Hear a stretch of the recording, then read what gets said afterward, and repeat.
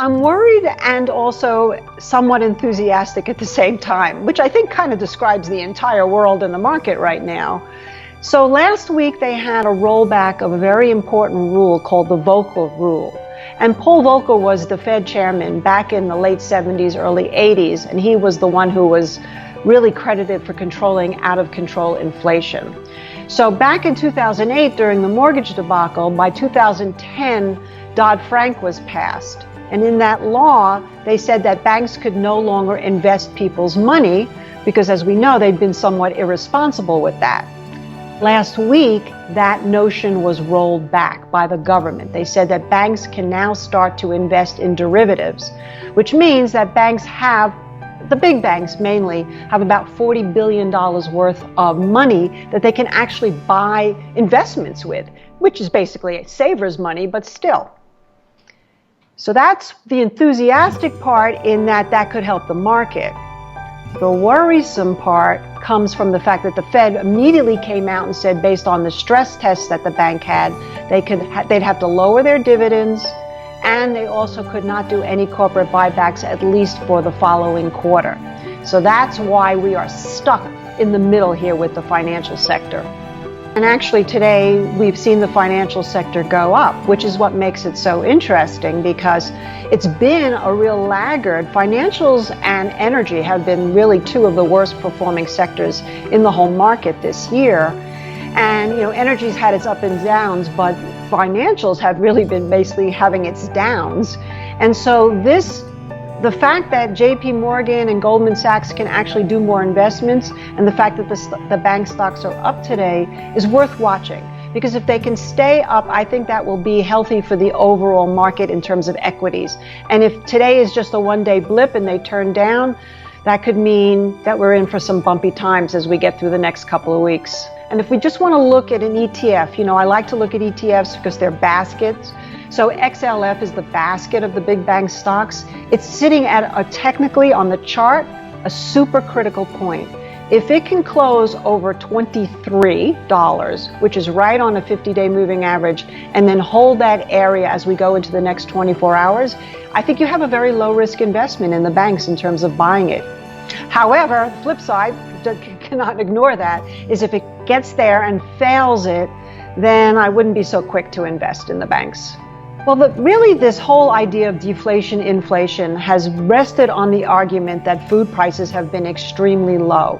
Not so much when you go to the grocery store, but in terms of the actual raw material prices in the commodity futures markets.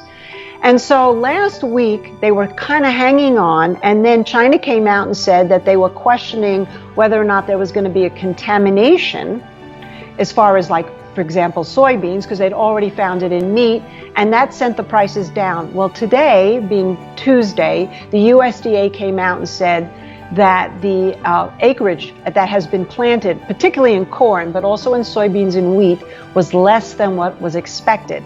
At the same time that there's been food shortages everywhere. So yes, I think that's the final piece of the puzzle of what could create this stagflation environment that you and I have been talking about, based on what was happening in gold and silver, but really we needed the food.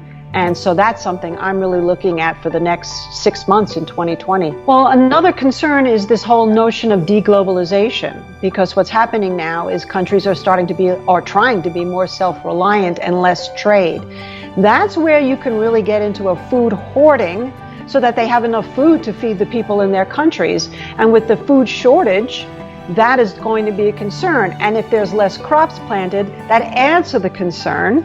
And then, of course, all you need now is some kind of environmental problem like severe drought, which, considering global warming, is not out of the question.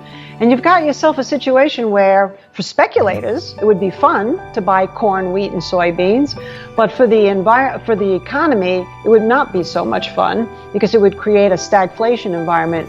That's what the concern is, as far as I'm concerned anyway. Anywhere between 1770 and 1800 to me is a buy opportunity in gold. And of course, may take a second time, may take a third time, but if we can get through 1800, especially considering what we just talked about with stagflation, we should see gold pop pretty quickly. We haven't seen that parabolic move yet, but I believe it's coming.